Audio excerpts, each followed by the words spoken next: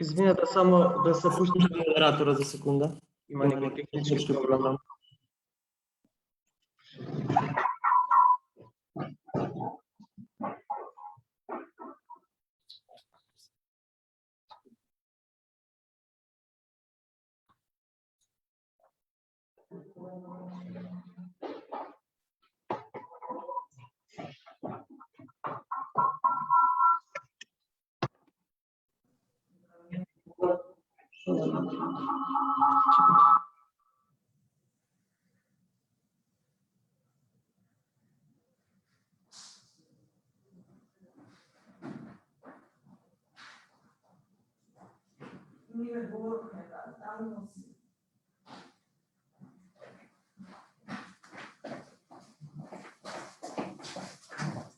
Се врати. Дайте ми го тоа, а ти направи после.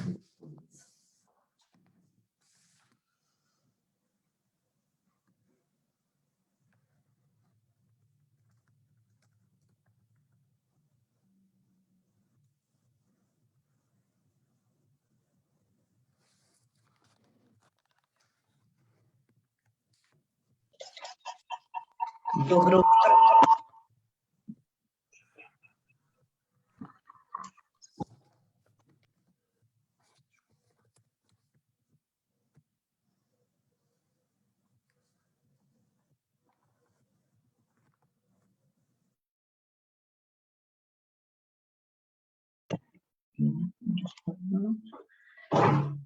Добро утро, се извинувам, технички проблем. Ќе зборуваме денеска на тема дигитализација. Јас заглавив со дигитализацијава, но набрзо ќе ме стават во функција. Како сте? Добри сте, благодарам. Вие?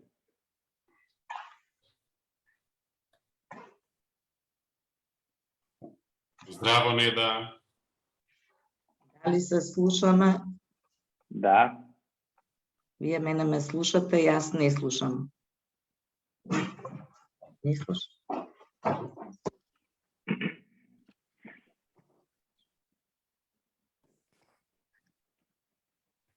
Сега? Се слушаме? Ние одлично ве слушаме.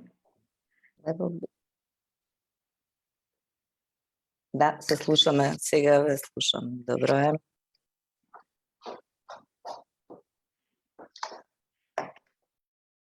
Ги пуштаме?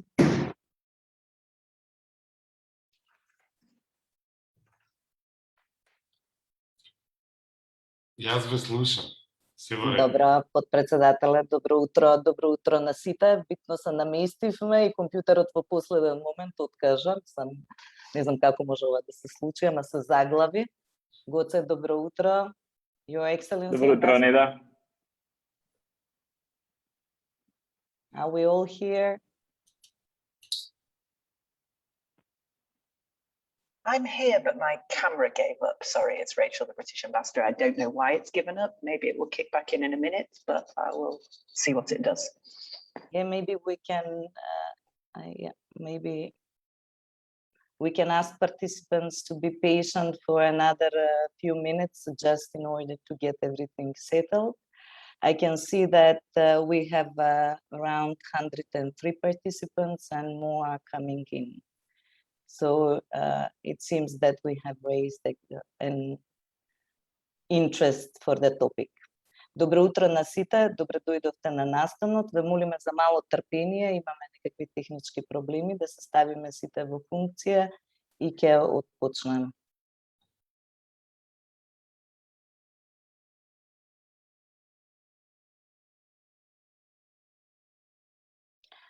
Заради големиот интерес моравме да направиме известни измени во вебинарот, за да можеме да дозволиме 500 учесника да се приклучат, бидејќи бројката која што е веќе ограничена, ја пробивме. Но еве имаме се уште учесника. Добро, во тој случај имам најава дека можеме да почнеме.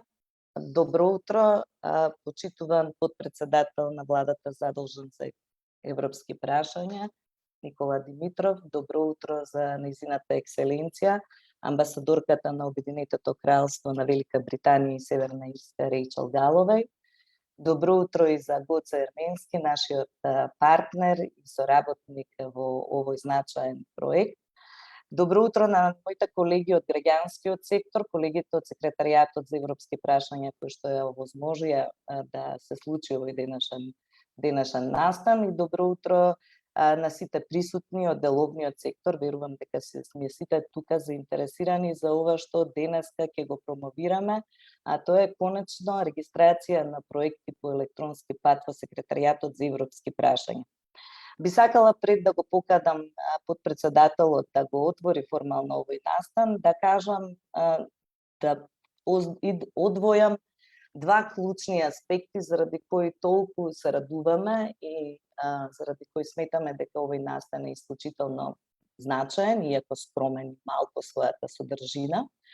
Имено иницијативата за дигитализација на оваа услуга, регистрација на проекти, коинцидираше со ковид кризата, но истовремено ја покажам, беше можност да ја покаже врската и соработката помеѓу граѓанскиот сектор и во овој случај институциите или Секретаријатот за европски прашања, иако иницијативата дојде од граѓанскиот сектор, односно од нас, заради проблемите со кои што се соочуваа и организациите и деловниот сектор, наидовме на сесрдна соработка од страна на Секретаријатот за европски прашања, и еве денеска конечно ја реализираме оваа услуга. Се разбира, сето ова е овозможено со поддршка на британската амбасада. Голема благодарност за нашите партнери, кои што секогаш се подготвени да имаат слух за потребите и на граѓанскиот сектор и на институциите. Драго ми е ќе имаме можност денеска покрај поздравните обраќања да видиме како тоа во пракса ќе функционира во наредниот период и да се запознаеме целосно со услугата што таа ќе овозможи. Од тука би му дала збор на подпредседателот на владата да го отвори формално овој настан и да ме поздрави. Повелете. Благодарам. Голем поздрав на сите, почитувана амбасадорке Галовеј, dear Rachel, почитувана директорке Малеска Сачмаровска, драга Неда, професоре Арменски, драг Гоце. Вистина ми е мило што и задоволство ми е што еве имам прилика да го отворам овој настан, со кој што верувам во се почнуваме една убава успешна дигитална приказна, која што ќе донесе подобра и поефикасна услуга за невладениот сектор, како и за единиците на локална самоуправа, училишта и други субјекти кои што се корисници и имаат интерес овој процес да биде брз, ефикасен и едноставен. Јас неодамна во Атина на Делфи форумот имав прилика да се разговарам и да се запознам со грчкиот министр за дигитализација Пиера Какис, кој што за многу кратко време ми објасни колку Грција дигитализирала од услугите за граѓаните и колку им го поедноставила животот. Да речеме, за раѓање на бебе, граѓаните физички морале да одат во 5 институции, кога купуваат куќа, одат во 22 институции. Денес сето тоа е дигитализирано на една платформа која нуди 1152 дигитални услуги. Мислам дека ова е работа што мораме да ја направиме како општество, како држава. Ние во СЕП имаме една услуга, директна, токму оваа, и затоа мило ми е што почнуваме со ваков чекор. Регистрацијата на проектите финансирани со неповратни парични средства од странски донатори, грантови или донации, е особено важна, бидејќи е услуга на СЕП наменета за пред се граѓанскиот сектор, но и други субјекти, преку која се остварува директен контакт со нашата институција и влијае како сме перцепирани од вашата страна. Апликацијата за електронско поднесување барања и издавање на потврди за регистрација на проекти има исклучително значење како прв чекор во целосната дигитализација на ЦЕДАТ базата и многу сум благодарен на поддршката од британската амбасада и експертизата на Центарот за управување со промени во развивањето на оваа услуга. Се сеќавам кога се видовме на почетокот на овој мој мандат во владата, го договоривме ова и затоа посебно ми е мило што еве денес ова се реализира и почнуваме со оваа дигитализација. Електронската услуга за регистрација ќе обезбеди побрз и поедноставен пристап во целокупниот процес на регистрација на проекти, преку избегнување на физичко поднесување на документацијата потребна за да се регистрира проектот во базата, скратување на чекори за изработка на потврда за регистрација на проектите и на крај лесен пристап до изработениот документ со што ќе се скрати непотребното губење време за поднесување, обработка и конечно преземање на документот од страна на сите организации кои се јавуваат како имплементатори на проекти финансирани од странски донатори. Имајќи предвид дека во секојдневно се поднесуваат повеќе од 20 барања за регистрација на проекти, со самиот процес на дигитализацијата не само што ќе се обезбедат поквалитетни услуги, туку и ќе се влијае на брзината на постапување по предметите и секако до мене ќе стигнуваат веројатно помалку ургенции таму каде што сме доцнеле или доцниме. Верувам дека со воведувањето на оваа дигитална услуга ќе обезбедиме поголема ефикасност, успешно менаџирање на влијанието на човечкиот фактор и надминување на застоите и проблемите со така наречената институционална меморија. Еден важен чекор што треба да се направи за ова да биде комплетно дигитална услуга е поврзување на електронската услуга со системот на управата за јавни приходи. Имавме некои иницијални разговори, институциите традиционално си ги чуваат во наводници датабазите, така што ќе треба да најдеме решение за овој следен чекор за комплетно целата услуга да биде дигитална, бидејќи ние во моментов почнуваме со дигитализација на услугата апликација и СЕП, меѓутоа потврдата од СЕП потоа се разбира треба да оди во управата за јавни приходи. Дигитализацијата на процесот ќе придонесе и до поквалитетно следење на исполнувањето на стратешките приоритети на државата од аспект на нашата европска агенда, како и подобро планирање и координација на странската помош, нешто што е законска надлежност на нашата институција. Електронската регистрација на проекти е само еден сегмент од ЦЕДАТ базата, на чија дигитализација и врзување со стратешките приоритети од другите модули на интегрираната НПА платформа се работи со цел подготовка на интегрирана НПА платформа за управување со процесот на преговори, со која ќе се надградат постојните бази и ќе се развиват нови функционалности и оперативни системи. И ова на некој начин обезбедува подобро искористување на ИПА средствата и е подготовка за структурните и кохезионите фондови. Ќе завршам со една информација дека сме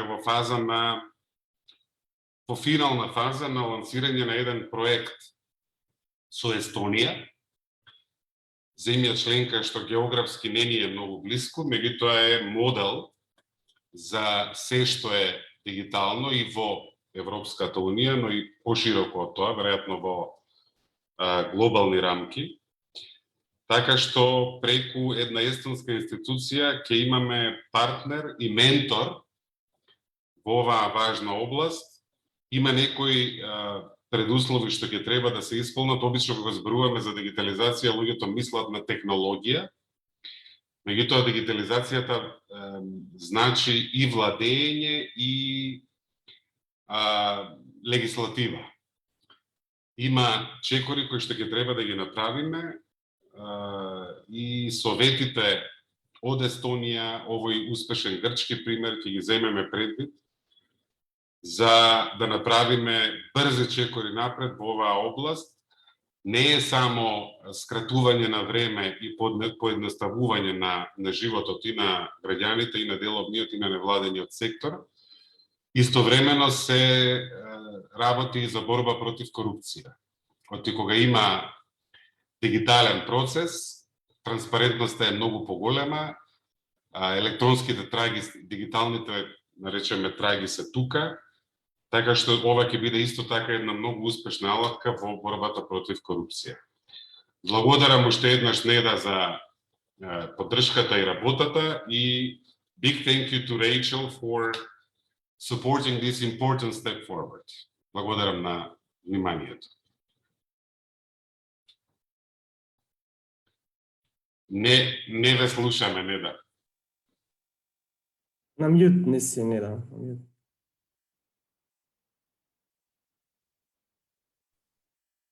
Благодарам подпредседателя. Истакнавте многу важни прашања. Едното прашање околу кое што веќе говоревте беше брзината на добивање на услугите. Граѓаните и граѓанските организации, деловниот сектор, кога станува збор за реформите на администрацијата, ова е првиот момент кога се среќаваат со администрацијата, а тоа е квалитетот на услугите кои што ги добиваат од неа, па оттаму ова прашање за брзината, за намалување на редиците на чекање и за можноста да сте на друго место надвор од Скопје, брзо и ефикасно да ја добиете услугата е клучен чекор за сите нас, во кој што ќе практично можеме да видиме како оваа дигитална технологија треба да го подобри нашиот квалитетот на нашиот живот и на работата и со тоа да ги охрабриме и другите институции да пристапат кон вакви чекори. Ги истакнавте важноста од следење и по-конзистентен пристап во следењето на европската на помошта која што доаѓа во Република Македонија низ оваа цидата база и воедно справување дигитализација заради справување и со корупција и намалување, велам, на административните бариери. Ви благодарам многу. Би ја поканила сега да даде свој вовед амбасадорката Рейчел Галовеј, која што е долгогодишен поддржувач на Република Северна Македонија во овие процеси, наш партнер и секогаш, велам, со слух брзо да излезат во пресрет на барањата и на институциите и на граѓанскиот сектор. Повелете, амбасадор. Thank you. It's a little embarrassing giving a talk on digitalisation when you can't make your own computer work, but these are the problems we face with online events. Thank you, Neda, Deputy Prime Minister, Professor, friends. It's a pleasure to be here today. It's really great to have the opportunity to celebrate another service that the United Kingdom has supported through the project implemented by the Centre for Change Management, who've worked in close cooperation now with several state institutions. This project has established the grounds for digital access and storing of documents in the public sector. I hope that in future we'll see even stronger developments in the digitalisation of government services. The UK, as mentioned, has supported the piloting of several of these services. For example, this May, the enrolment of children in primary schools online. So when the Secretariat for European Affairs asked for support to digitalise this service, we were delighted to be able to do so. As a donor, and working with many NGOs in the country, we were very aware of the need to facilitate and ease the registration of projects. Registering the projects implemented in the country provides insight into the vital work of NGOs, ensures full transparency and accountability, and helps better coordination among key stakeholders who support the reforms and the provision of services for the citizens. Government and NGOs are key partners in improving the quality of life and governance standards in the country. We as donors are here to support, share some of our experiences and learn from each other. The UK believes that our future is digital, like the Deputy Prime Minister's example from Greece. I can't believe how easy to use some of the UK's online services are now. My most recent example was getting my daughter a passport online and getting it delivered here in Skopje within a week. I mean, this changes my experience of dealing with my own government. Here in North Macedonia, the United Kingdom is currently supporting introduction of digital skills in some of the industries like textile and construction. we're supporting youth to gain digital skills through the Mladi Hub project, and digital is at the core of the preparations for the forthcoming national strategy. Digital provides easy, responsive, and trusted service platforms and products that, to quote my own government digital service, help people interact with government and support government to operate more effectively and efficiently. Digitalisation provides accountability. It's flexible and responsive to the changing world. It helps fight corruption.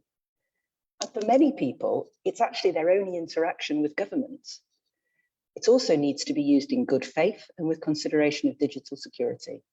I want to thank everyone here for their cooperation on the project. I hope to have more celebrations for successfully completed projects in the year to come. Thank you.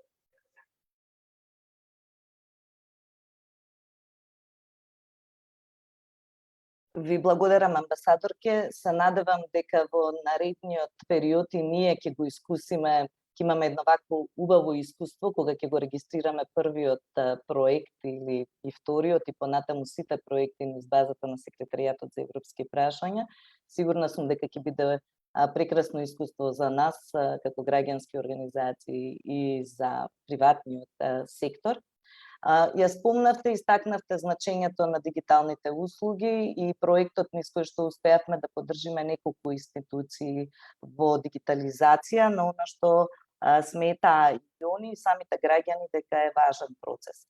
Пред да преидеме на главниот дел од овој настан, а тоа е презентација на самата услуга, би го замолила мојот колега Мартин Тодевски, тој беше координатор на оваа програма за дигитализација на услуги, да направи еден краток осврт што се успеавме да направиме во ова кратко време, во проект во период од неполна година дена, и користејќи приликата овде на 130 учесници кои што ги имаме и не слушаат, да ги охрабри да ги користат и дел од другите услуги кои што беа реализирани во рамките на проектот со поддршка на британска амбасада, сосема накусо, а потоа преоѓаме на самата услуга регистрација на проекти по електронски пат. Повелиме.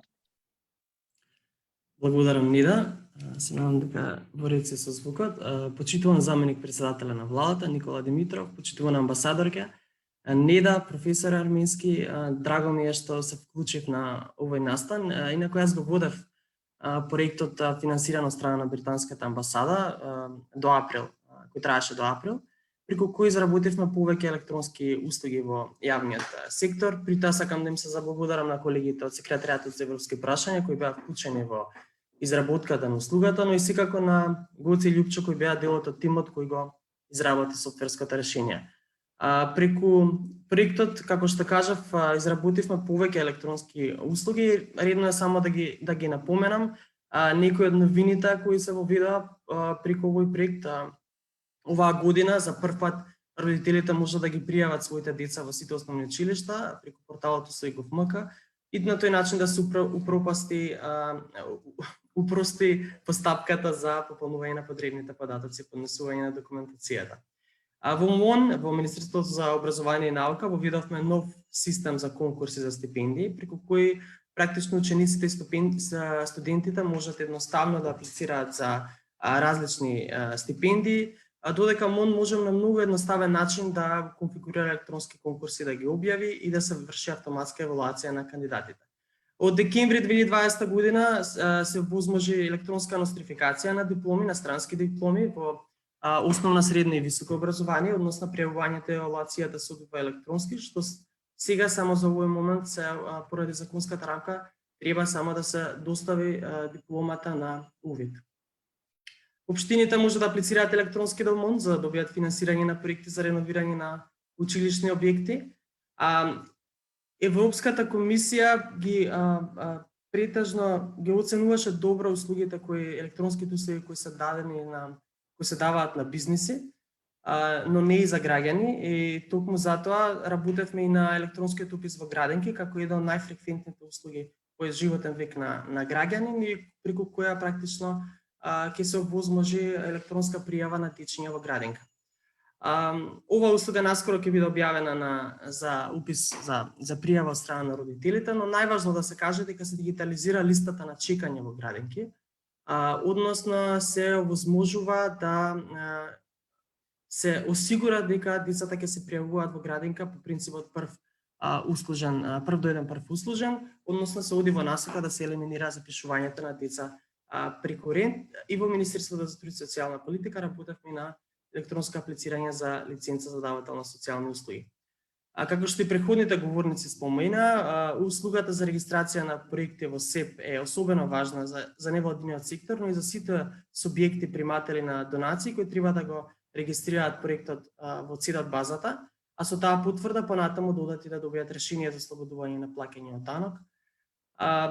Особено е важно бидејќи оваа услуга беше, добре се уште е, на некој начин бара голема документација во хартиена форма да се достави до Секретаријатот за европски прашања, па со овој процес на електронски упис практично овозможуваме на некој начин и заштита на животната средина. Електронските услуги секако имаат големи придобивки, и затоа треба да се работи кај двете страни, кај корисниците, односно граѓани и правни субјекти, каде што кои побаруваат одредена услуга, и кај администрацијата, додека кај корисниците треба да се работи повеќе на промоцијата.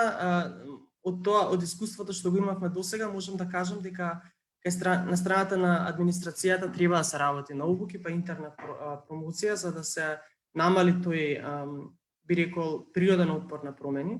Бидејќи администрацијата сака хартија, но кога ќе воочат кои се придобивките, како што е во случајот сега со регистрација на проекти, администрацијата во СЕП треба сама да ги внесува податоците од хартиените пријави во системот, додека во сега со електронската регистрација тоа ќе може да го направат само со неколку клика за одобрување на апликацијата, па затоа сакам да потенцирам дека придобивките се практично и на двете страни.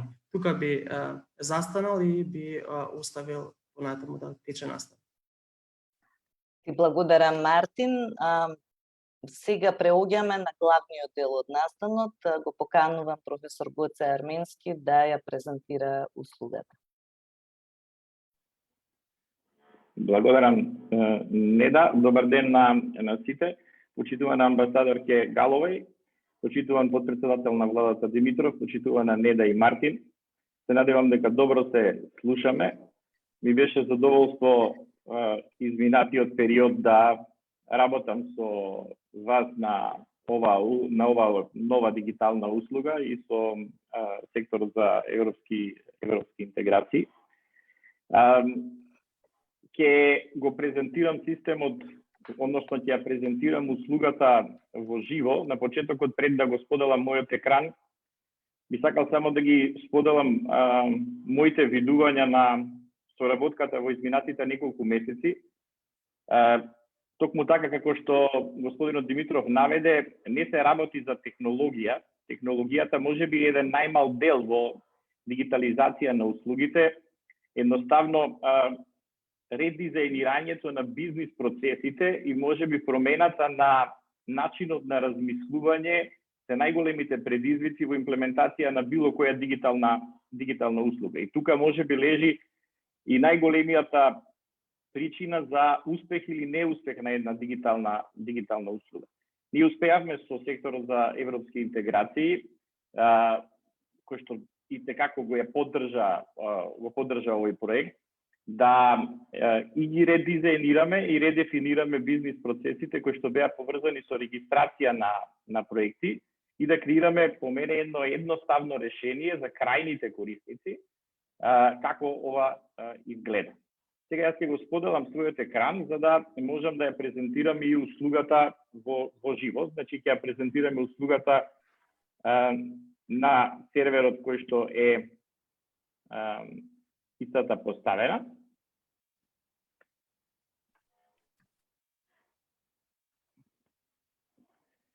Дали го гледате екранот? Верувам дека да, што забележувам. Одлично се гледа, деца. Услугата е поставена и во моментот достапна на една URL адреса registracija.cdat.sep.gov.mk. Може да се пристапи до неја со директно значи внесување на соодветната адреса на броусерот. Меѓутоа исто така истата ќе биде достапна и преку веб сајтот на СЕП, каде што во делот за регистрација на меѓународни проекти директно ќе може корисникот да се донесе до оваа платформа. Корисникот за да ја користи услугата мора да биде регистриран. Инаку самата платформа има 4 типа на корисници. Покрај администраторите на системот кои што нормално го надгледуваат и конфигурираат комплетно системот, имаме регистрирани корисници кои што може да ги користат услугите за електронска регистрација, продолжување и промена на податоци на проект. И имаме два, ги нарекло така, ентитети кои што се внатрешни во СЕП, а тоа е СЕП архивата и СЕП раководител, односно секторот за одобрување на овие. Секој од тие корисници си има собствени привилегии на овој систем. Фокусот на денешната презентација најмногу ќе биде на корисниците на системот, односно оние кои што внесуваат, односно регистрираат проект. За да може да се најави било кој корисник, прво треба да се регистрира. При регистрирањето на корисникот ги внесува неговите основни податоци, при што треба да внесе податоци и за организацијата на која што припаѓа.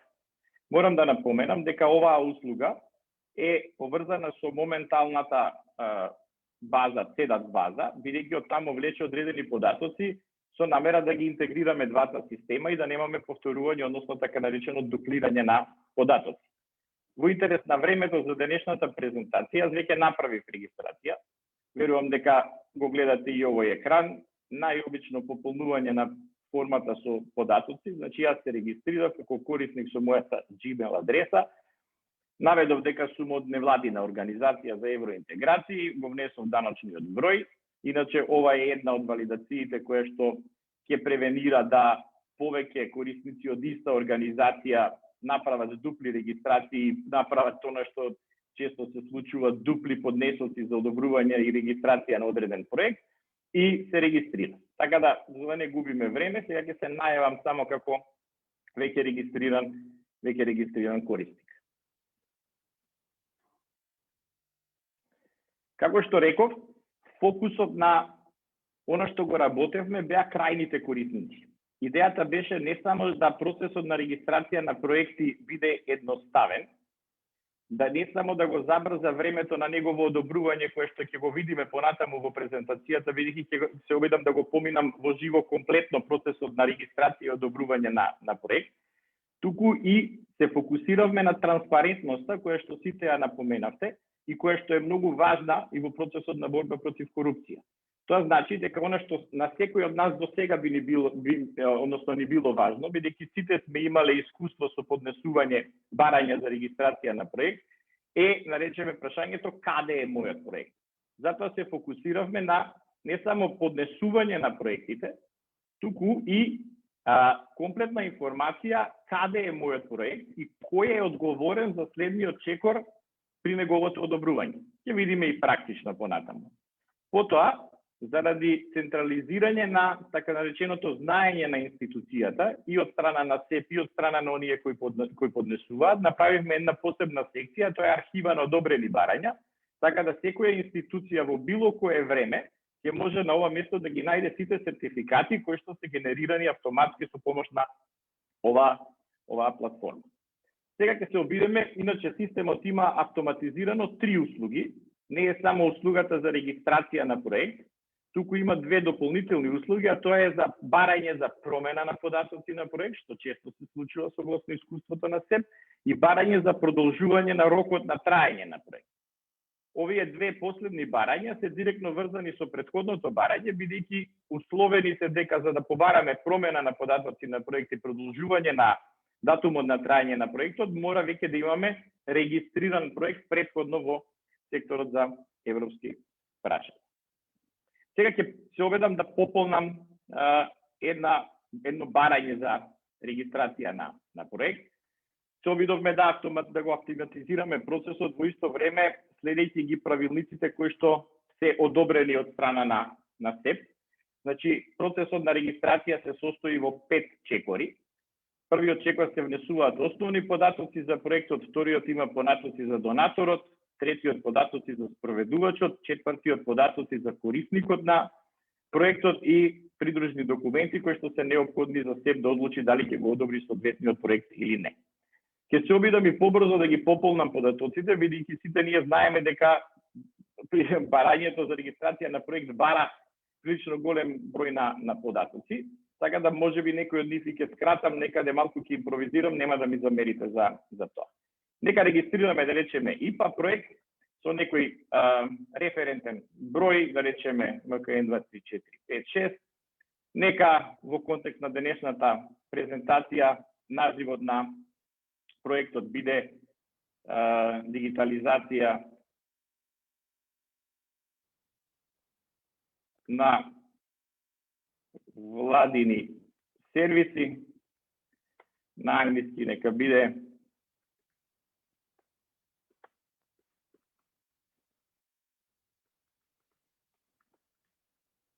ќе ставиме некаков опис на проектот.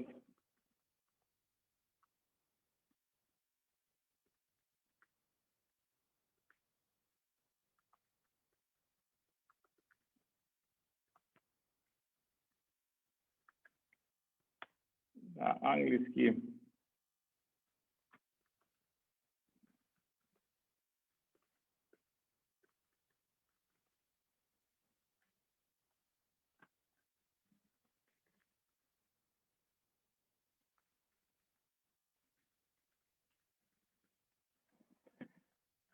И потоа ја внесуваме вкупниот буџет на проектот, нека биде да речеме 300.000 во валута евра, датум на започнување нека биде 30 мај и нека трае да речеме проектот една година, нека биде до 30 мај наредната година, со што првиот чекор, односно првиот сегмент на поднесување на податоците е веќе завршен, тоа се основните параметри на проектот кои што го поднесуваме.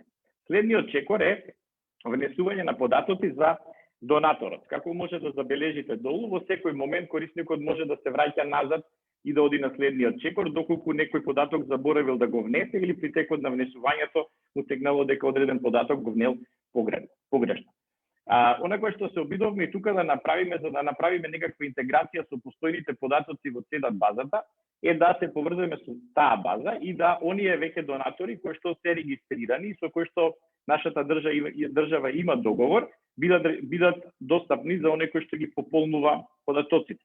Така да речеме, можеме да пребаруваме Обединето кралство, доколку во СЕДАТ базата за донаторот има сите овие податоци, тогаш тие автоматски ќе се пополнат. Во овој случај ги нема податоците и поради тоа пристапивме кон задолжително пополнување на овие податоци при поднесувањето на барањето за регистрација на проект. Понатаму ќе направиме нормална интеграција помеѓу двете бази, да следниот пат кога корисникот ќе пополнува вакво барање, податоците автоматски се црпат од базата СЕДАТ. Океј. Сега ќе симулирам. Ќе ставам, значи, неколку пати мој телефонски број.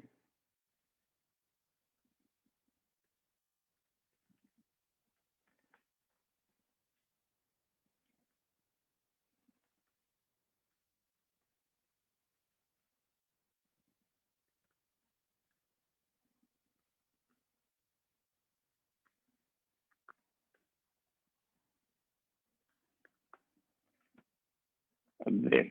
Контакт, ова е адресата за донаторот, ова е адресата на одговорното лице на донаторот. И копирам истите податоци, за да можеме брзо да продолжиме понатаму. Во третиот чекор внесуваме податоци за спроведувачот на проектот. При тоа, ако забележите во секој од секторите, можеме да додадеме еден или повеќе ентитети со преку ова копче овде кое што се појавува. Да речеме, во овој случај ќе внесеме еден спроведувач на проектот. Нека биде, ми дојде PNC, да видиме дали на некој, гледате, се препополнуваат податоците, доколку во ценат базата постојат податоци кои што се поврзани со одреден спроведувач. Така да речеме, еве нека биде ова биро, ќе кажеме дека ова е да речеме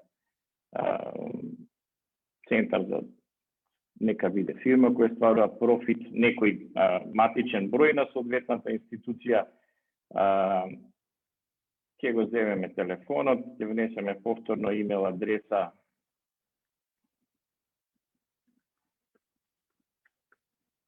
бидејќи нема да не пушти ако не ја внесеме во соодветен формат.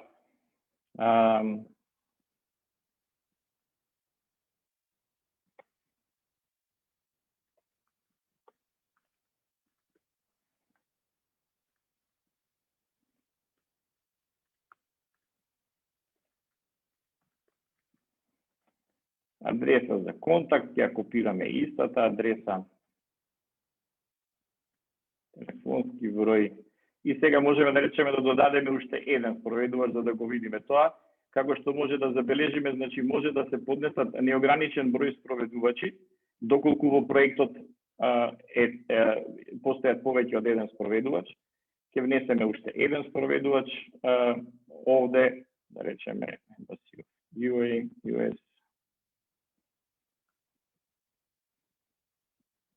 или нека биде некој друг нов даночен број. Гоце, додека Сега- го пополнувате Да. овој дел, да ги охрабрам слушателите кои што се околу 139 на број, доколку имаат прашања кои што би сакале да ги постават, ве молам да пишуваат во чет, за да можеме со Мартин да ги интегрираме прашањата и да одговориме на делот. Сега малку зема време, меѓутоа формата и податоците кои што се бараат се големи.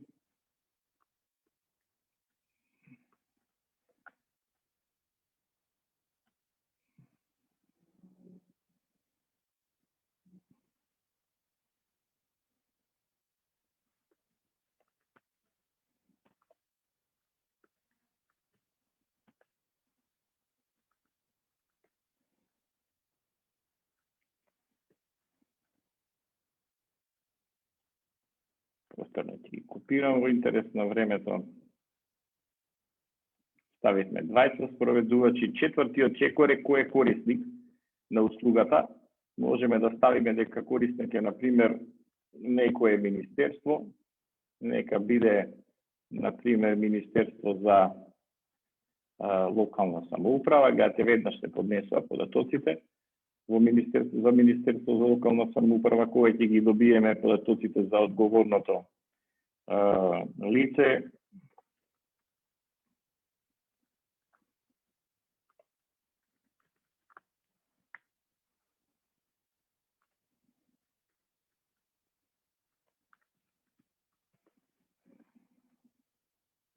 Повторно ќе ги внесам податоците вака. Така, не валим да имел адресата. Окей.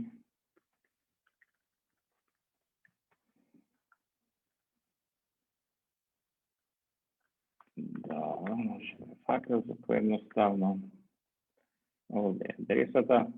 Ова е, добро, матичен број на Министерството, заборавивме, нека биде вака. И сега во петиот чекор се бараат одреден број на документи кои што мора да се поднесат, од кои 3 документи се задолжителни. Јас ќе поставам документи од моите предавања во сите 4 сегменти.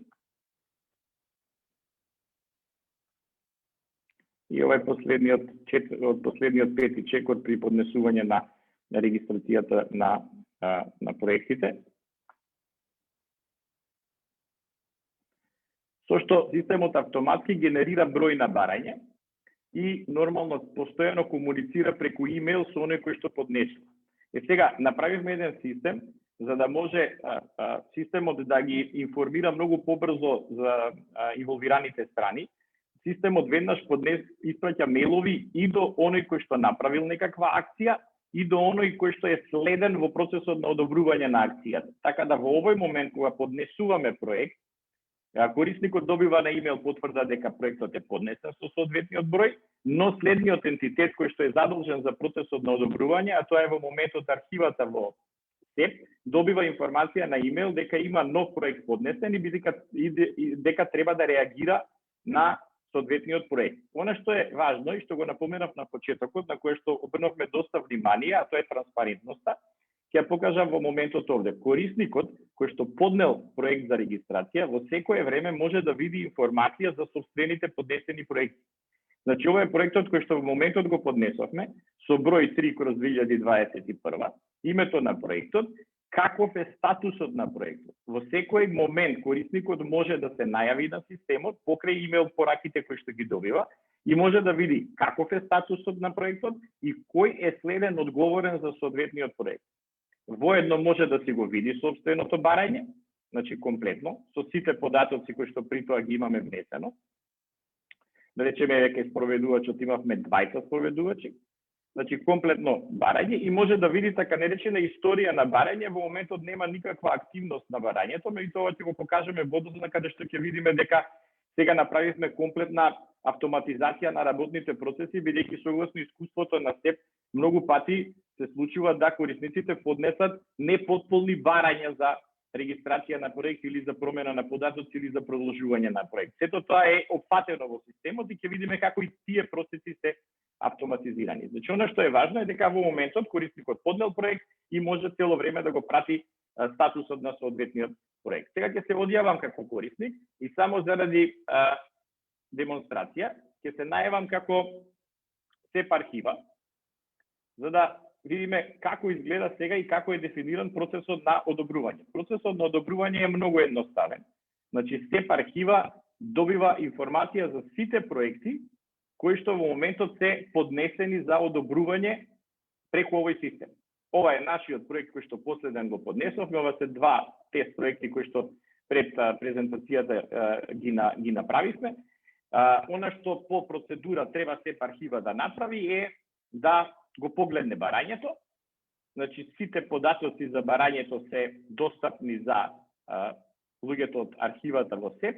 Ако се е во ред, тогаш архивата внесува и го одобрува проектот.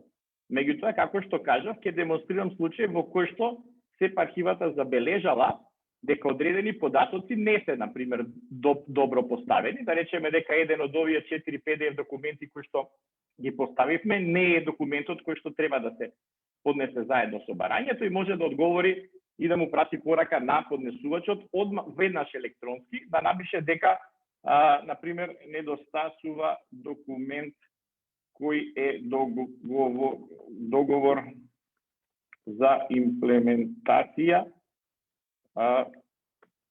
и да го врати проектот на поднесувачот. Повторно, штом го врати проектот на спроведувачот, се губи од листата на барања на кој што архивата треба да ја реагира, меѓутоа останува во нивната архива како реагирале претходно.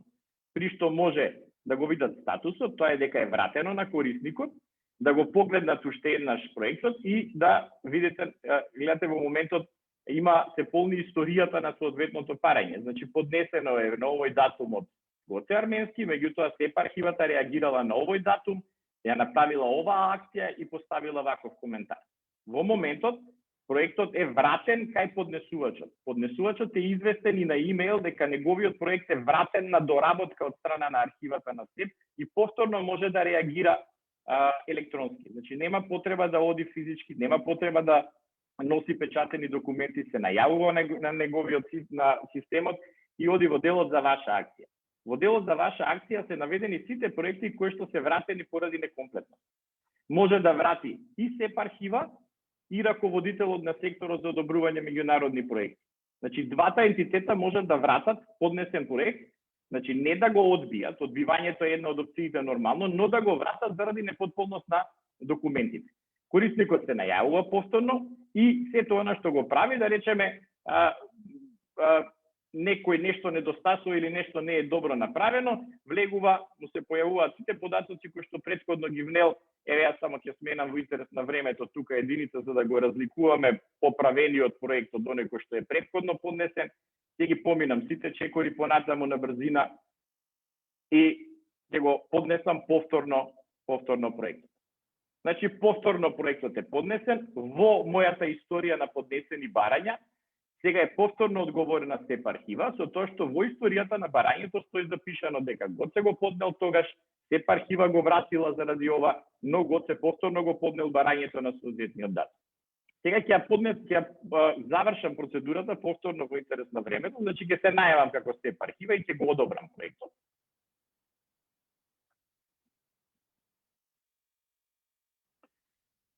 Еве листата на проекти, се појавува новиот поправен проект, гледате?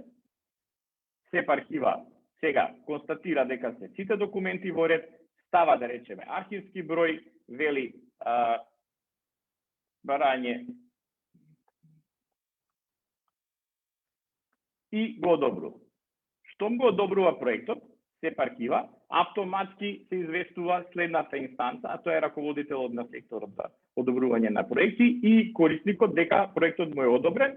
И сега кај корисникот можеме веднаш да видиме на пример дека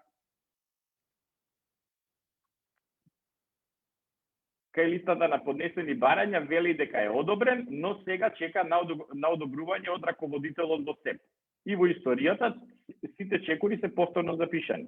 Значи, кој го вратил, кога е поднесено, сега барањето е во ред, оди на финално одобрување кај раководителот на проектот. Сега ќе се најавам како СЕП раководител. Соодветно како и СЕП архивата, СЕП раководителот има увид на сите проекти за одобрување и на архива на сите одобрени барања комплетно во рамки на СЕП. Значи, ќе го види проектот, повторно ги има на увид сите податоци, меѓутоа поради интерни класификации во СЕП, тој треба да го класифицира заради потреба на известување и преговарачкиот процес, тој треба да го класифицира проектот во зависност од програмата каде што истиот припаѓа. Например, сега нема да го вратам проектот повторно во интерес на времето, иако СЕП раководителот може да го врати проектот повторно кај корисникот, тој повторно да го поправи СЕП архивата, повторно да одобри, па пак да дојде кај СЕП раководителот. И ги внесеме бараните податоци дека се работи, да речеме, за проект од областа на образование, нека биде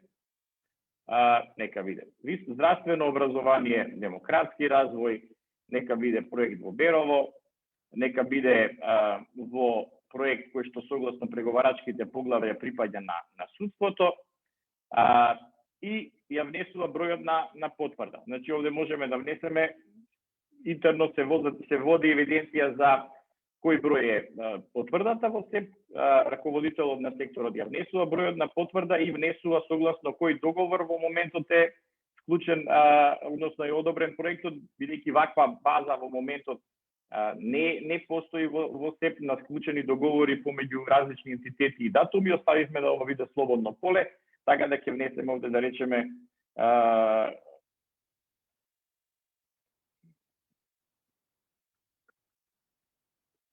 и ќе го одобриме проектот. Од, например, датум 12 јуни 2020 договорот. Во ред е проектот и го одобруваме истиот. Во моментот кога го одобрува СЕП раководителот, мене бросерот ми го блокираше попапот, меѓутоа можеме веднаш да го видиме генерираниот сертификат. Сега може би локално не гледате, ќе го видиме сертификатот во архива на барања.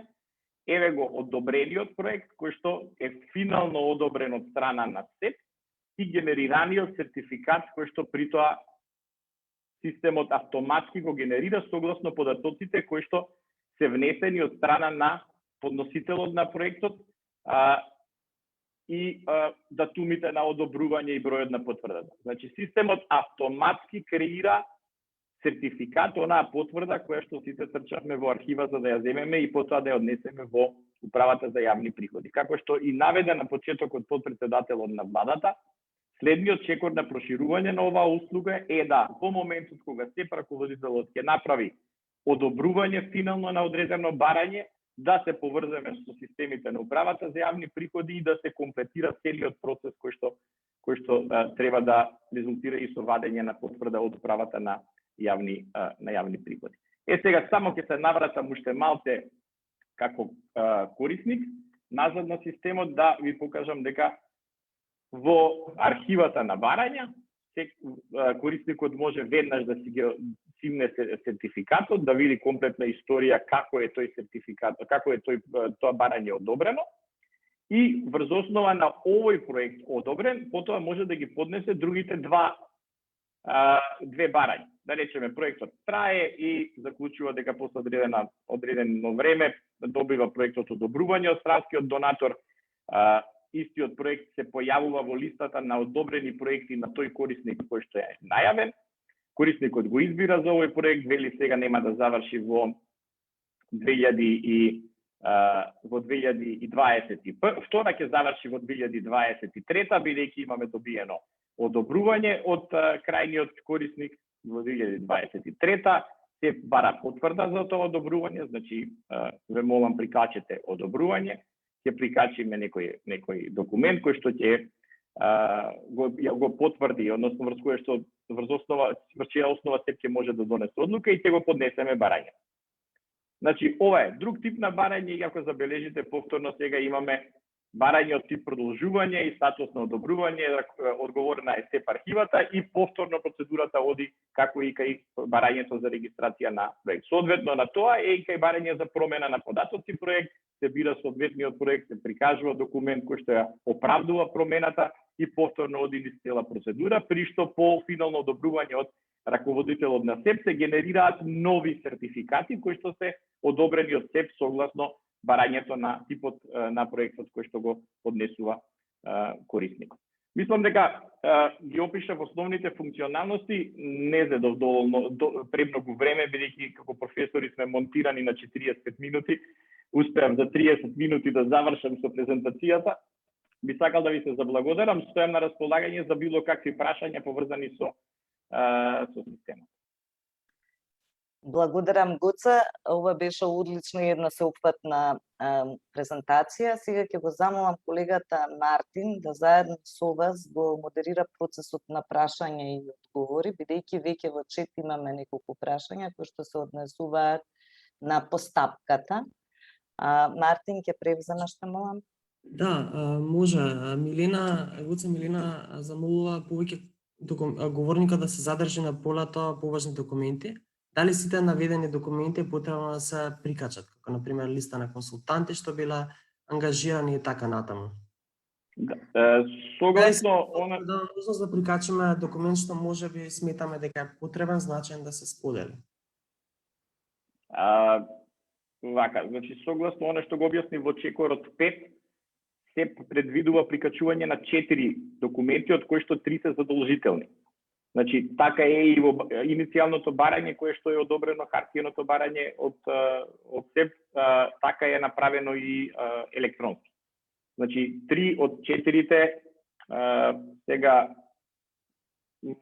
она што можам да го направам за да брзо се вратиме на чекорот 5 и да видиме кои беа тие е да прегледам веќе поднесен проект.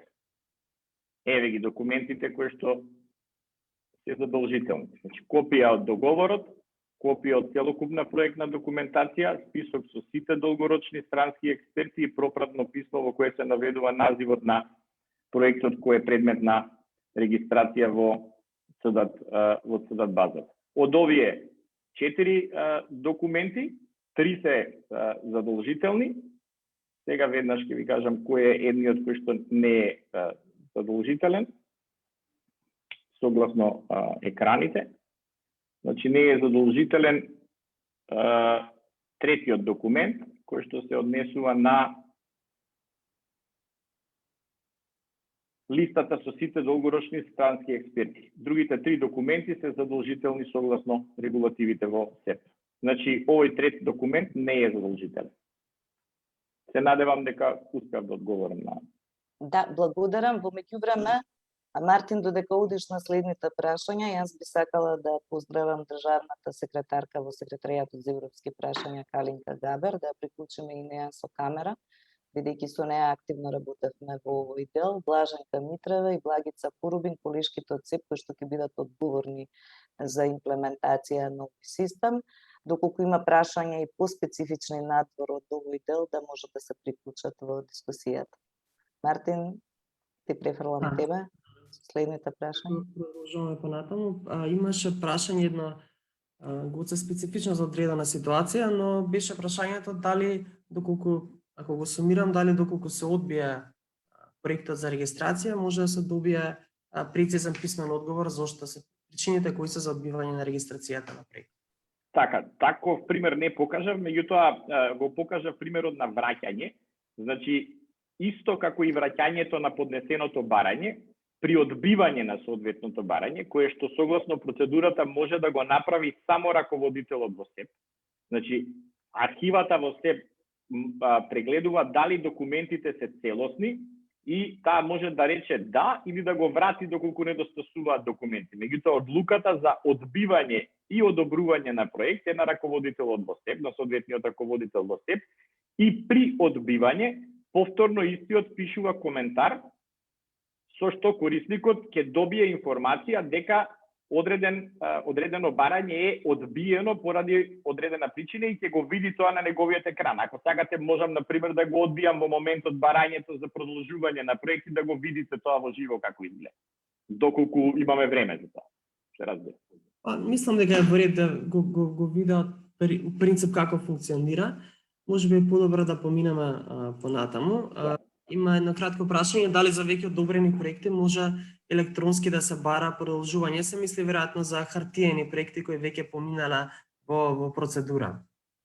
Во овој момент системот нема евиденција на одобрените претходни проекти на хартија, меѓутоа верувам дека следниот период со секторот за евроинтеграција ќе работиме на внесување на претходно одобрените проекти и тие ќе бидат достапни на платформата за да може корисникот да побара и за нив продолжување. Во моментот таква услуга нема. Значи, продолжување и промена на податоци може да се направи само на проект кој што е поднесен и одобрен на платформата во моментот.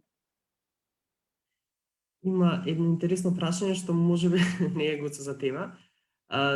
Ирина вели дека е супер системот и лесен за користење и ќе олесни работата, но генерално невладините организации имаат проблем, да речем, во моментот кога треба барањето да се одобри, односно рокот за одобрување, бидејќи на веб страната на СЕП е наведено дека треба да се добие одговор за 15 работни дена, но се чека за регистрација на проектот и многу повеќе време.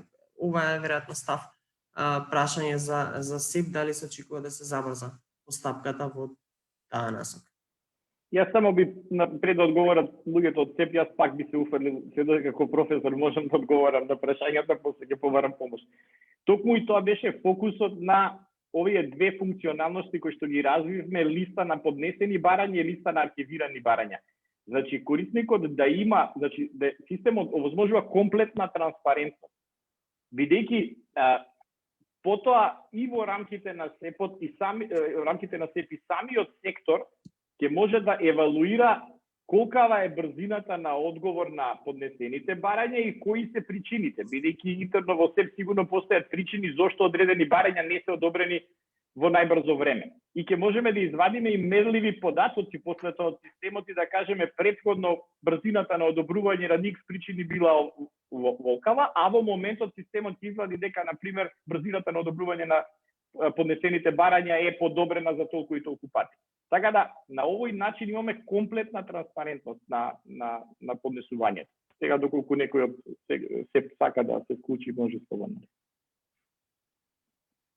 Здраво. Во однос на прашањето на Ирина. Да,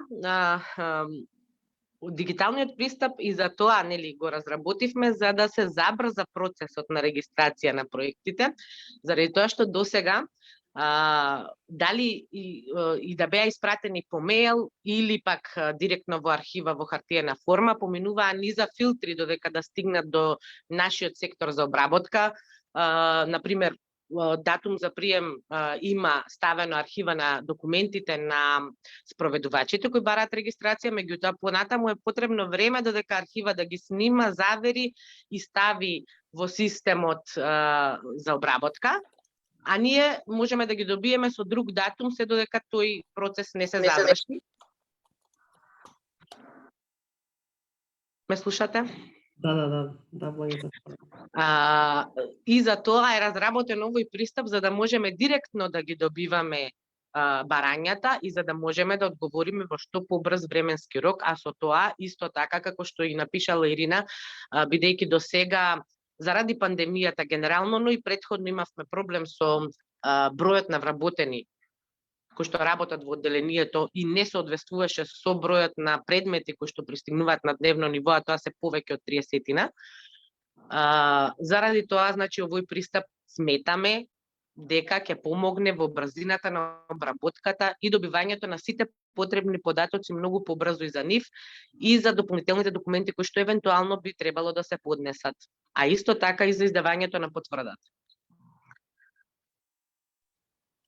Ало и Благица, можеме да поминеме на следното прашање. Дали при регистрација на профил или има некои критериуми како треба да биде лозинката? Само можеме техничко многу прашање, на Гоце можеш да одговориш ако сакаш комбинација. Да, во моментот е поставено да лозинката согласно и практиките кај Gmail и останатите, значи да има една голема буква, една цифра и еден специјален знак и да е поголема од 6 карактери. И системот тоа го пишува како порака доколку не се исполнат соодветните критериуми. Супер, фала ви. Ова веројатно прашање не е за тука каде може да регистрираме активности на граѓански организации кои ги вршиме на глобално ниво, а се во релација на евроинтегративните процеси. Мислам дека ова не е релевантно веројатно прашање, не е поврзано со може би во профил. Може би релевантно во насока, може колишките од ЦЕП може да се приклучат во насока на ЦИДАТ базата, бидејќи регионалните проекти и меѓународните проекти имаат значење за државата, па според тоа веројатно би било добро на ниво на информирање, не за еден ваков систем, туку на ниво на информирање да може да ги поднесат како регистрација во ЦИДАТ базата што се случува од регионален аспект. Калинка или Благица? Ако дозволите, јас очигледно не сме во тек со времето, имам проблем со образованието. Денеска промовираме дигитална алатка, ама имаме проблем со дигиталното образување. Во секој случај ви благодарам на сите, поздрав и од мене. Да, само накратко. Секретаријатот за европски прашања е задолжен за координација на странската помош што влегува во државата во поддршка на евроинтегративниот процес. Ова алатка која што платформа која што ние денеска ја промовираме е само еден мал сегмент од таа помош, односно станува збор, како што знаете сите, за регистрација на проекти врз база на веќе склучен билатерален договор помеѓу Република Северна Македонија и странскиот ентитет.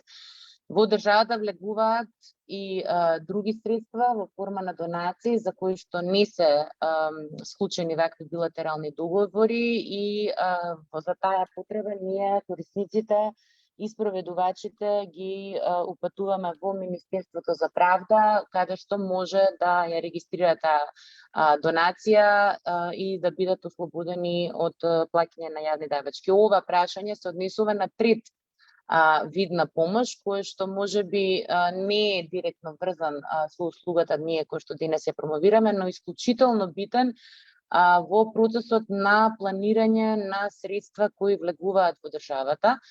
Како што спомна и говорниците пред мене, оваа алатка која што ние денеска ја промовираме, односно влече податоци од ЦИДАТ базата која што треба во себе да ги интегрира сите проекти и целата помош која што влегува во земјата, но бидејќи станува збор за доброволно, да кажам, пријавување, ние за жал, како секретаријат не имаме увид во сето она што влегува во Република Северна Македонија, така што би ве поттикнала, замолила, охрабрила, дури и оние проекти кои што не се директно поврзани со алатката, но на некој начин се поврзани со спроведувањето на реформската агенда или европската агенда, да ги пријавувате до секретаријатот за европски прашања, заради тоа што, како што кажав, тоа ќе не биде од исклучителна корист во програмирањето на средствата, во пронаоѓањето на оние дупки или гапови по одредени поглавја, подрачја од европското аки, каде што влегува или не влегува конкретна техничка помош. Благодарам. Благодарам многу. Може да поминеме понатаму. Само овде имаше прашање кое јас го пишав во читот, но прашањето дали поднесените барања за регистрација да ги внесуваат повторно. Значи хартините поднесени барања дали треба повторно да се внесуваат. Јас пишав во чат дека практично тие се веќе влезени во процедура и не треба да ги внесувате електронски. Ако дозволиш, Мартин, само да надополнам, значи оние кои што се внесени, не, бидејќи се веќе влезени во процедура на одобрување кај нас, но само да ги известам присутните, заради XY причини за кои што нема да се навраќам сега, внесувањето на предмети во ЦЕДАТ базата во секретаријатот е престанато некаде пред 6-7 години. Ние во моментов се организиравме интерно и внесуваме, значи, проекти кои што се веќе одобрени во изминативе години, за да во насока на она што Гоце го кажа, да го дигитализираме, односно овозможиме електронско поднесување на барања за продолжување на проекти, така што целата ЦЕДАТ база да ја врземе со оваа алатка, за да овозможиме што апсолутно една затворена услуга за сите корисници. Така што молам за мало трпение, се обидуваме да го надополниме, да го надминеме овој гап кој што во изминатите години е создаден, и се надевам дека во кратко време сите проекти за кои што е издадена потврда од секретаријатот за европски прашања ќе бидат внесени во ЦЕДАТ базата и како такви ќе стоят на располагање за вкрстување, да кажам, на овие податоци во кои што се сега потребни при регистрирањето или продолжувањето на регистрацијата на различните entiteti кои што аплицираат кај нас. Супер, фала ви многу. Има прашање околу, мислам дека на почетокот тоа го спомна и заменик председателот, но откако ќе се потврди потврдата од СЕП, дали ќе треба, кога ќе се подготви, дали ќе треба да се подготви и достави пријава до УЈП за регистрирање на даночен обврзник. Па да, само да го потврдам она што го кажа и подпредседателот. Значи во овој момент ние сега го дигитализираме само првиот шекор, односно она што е надлежност на секретаријатот за европски прашања. Воспоставивме контакт со управата за јавни приходи. Што се однесува до секретаријатот, ние апсолутно ќе бидеме застапници на потребите и на граѓанските организации и на другите апликанти кои што поднесуваат проекти за регистрација во насока на заокружување на целиот процес, така што интенцијата е таа да со поднесувањето на електронското барање во СЕП добиете конечно решение од управата за јавни приходи кој што ќе може да се користи во правниот промет. Секако тоа не зависи само од нас, станува збор за уште една институција која што ќе треба да се вклучи нова платформа, но сакам да ја пренесам нашата заложба и посветеност и интенција да ги застапуваме вашите потреби и интереси пред управата за јавни приходи по насока на заокружување на целиот процес. Благодарам. Ова прашање на Даниела, следното можам јас да го одговорам на кратко е дали има некој водничен формат за формуларот. Да, тоа е практично сите апликанти ќе електронскиот го пополнуваат електронскиот формулар во кој се структурирани потребните податоци и документи, така да тоа е воедначен и согласен со полињата во цитат базата за да може да се изврши регистрацијата многу поедноставно. Има едно прашање од Никола, доколку има една организација повеќе проекти, дали треба за секој проект посебно лице да се регистрира или едно лице може да ги внесува сите проекти за таа организација? Да, основната идеја беше едно лице од институцијата да ги внесе сите проекти за таа институција. Значи, самиот систем ќе превенира регистрација на повеќе корисници од иста институција. Идејата е сите проекти на одредена институција да видат во неговиот, да речам, интерфейс, каде што ќе ги менаџирате на едно место, проектите, продолжувањето, сите сертификати ќе ви бидат на едно место. Значи, едно лице ги поднесува сите проекти. Имаше едно прашање на кое одговорив приходно, но добро е да се чуе. Го зборевме тоа кога работевме, а тоа е во случајот доколку вработениот веќе не работи во таа организација, врзан мејлот со него, дали има некој начин организацијата да може да добие контрола на некој начин на својата корисничка сфера. Да, значи мејлот веројатно припаѓа на организацијата, ќе се или пред да оди човекот ќе се најави и ќе се променат податоците во мој профил. Јас тој дел него покажав бидејќи е стандарден за сите апликации, имам мој профил каде што се менува личноста и имейл адресата која што се користи за најава на системот. Така да ако некој заминува од одредена институција, ќе се внесе новата личност тамо и едноставно ќе може да продолжи со работа на системот. Има прашање врска со заштитата како апликант, дали системот обезбедува заштита на негова манипулација од страна на администраторите или раководителите, например менување или бришење на доставени документи, па враќање како непотпуно. Раководителите преку системот невозможно е да променат било што. Инаку системот во позадина има записи, односно логови за сите активности кои што било кој ги прави на него. Така да, ја би рекол дека речиси невозможно е да се променат податоците, бидејќи било која промена ќе ја видите вие и на вашиот интерфейс со оглед на претходно поднесените документи. Тоа е исто како некој во архива во СЕП да ги промени документите. Тоа е веќе малце. Има две прашања кои се исти практично, кога се добива потврдата, забележа учесниците дека имаше печат и подпис, дали значи дека може да се испечати овој документ и да се однесе во ЈП за да се поднесе барањето за тамо, или пак ќе треба да го земат оригиналот од СЕП?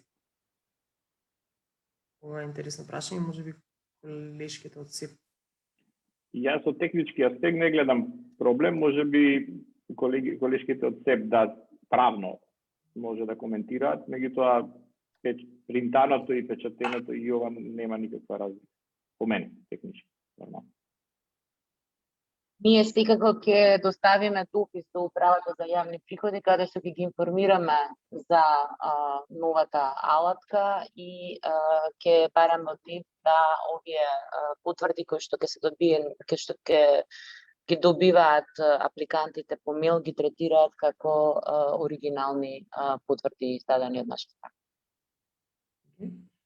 Фала ви, има ли можност да се прескокне веднаш до 5-тиот чекор во апликацијата, да се види кои документи треба да се додадат, за приходно да се подготват и да бидат спремни? На сајтот на СЕП има една посебна секција која што го опишува процесот и потребните документи пред да се направи регистрацијата и процесот на поднесување на барањето. Така да тамо веќе пишува кои се потребните документи кои што треба да бидат подготвени пред да се направи потребната регистрација. Односно поднесе барање. Ви исцрпивме прашањата во чит или во делот Q&A. Веројатно би можеле да вклучиме некој со аудио, бидејќи имаме една крената рака на Виолета, која ако не слуша, ако сака да ако останува крената рака, не останува добро. Мартин, јас мислам веќе одминувам од времето, можеме да привршуваме полека. Па да, мислам дека нема прашања. Веројатно да, не да повеле.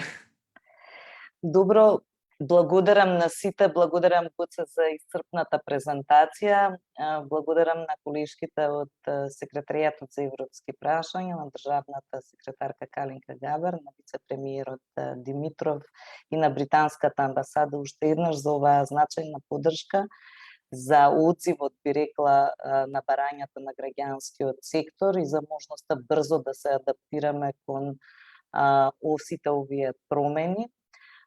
Се надевам дека ќе имаме успешно аплицирање за овој систем, ќе го пробаме веќе, додуше Центарот за управување со промени веќе го тестираше во неколку наврати, меѓутоа сега во реалност со апликација која што туку-што ја добивме, ќе го пробаме веројатно системот, ги охрабруваме сите колеги од граѓанскиот сектор и од деловната заедница веднаш да пристапат кон регистрација оние кои што имаат проекти. Ве молам, имајте трпение, доколку се соочиме со некакви проблеми, стоиме на располагање тие да се коригираат на најскоро можно време, заедно со Гоце, со Секретаријатот и Центарот за управување со промени. Било каде можете да се обратите на било која адреса, доколку наидете на некаков систем во некаков проблем во системот.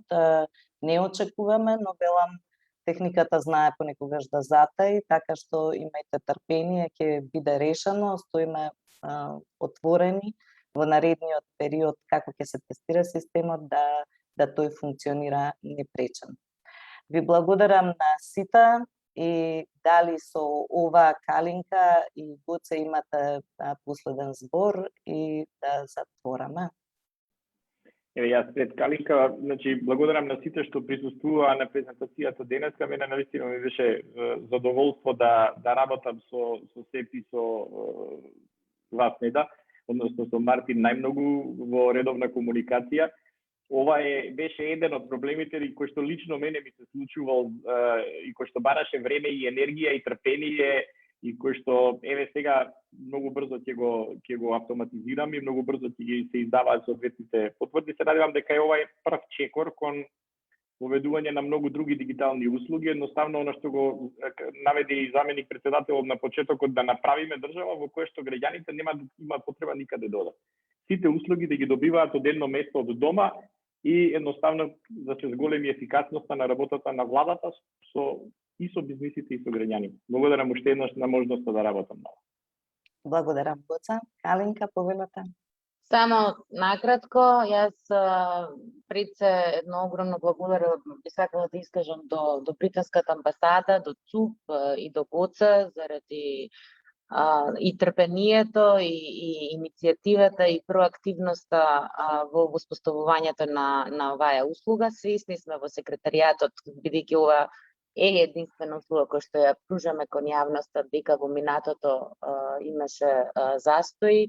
Интенцијата на воведувањето на оваа дигитализирана алатка, впрочем тоа, да се надминат застоите и што поефикасно и поквалитетно да одговориме на потребите и барањата.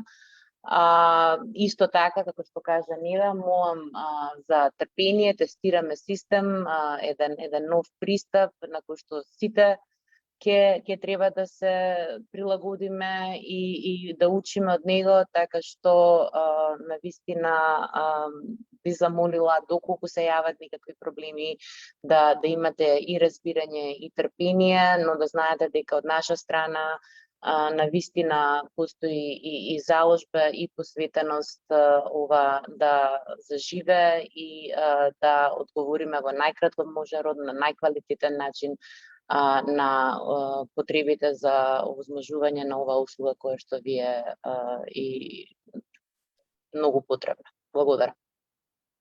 Благодарам на сите. Со ова можеме да затвориме. Поздрав и се гледаме во следна прилика.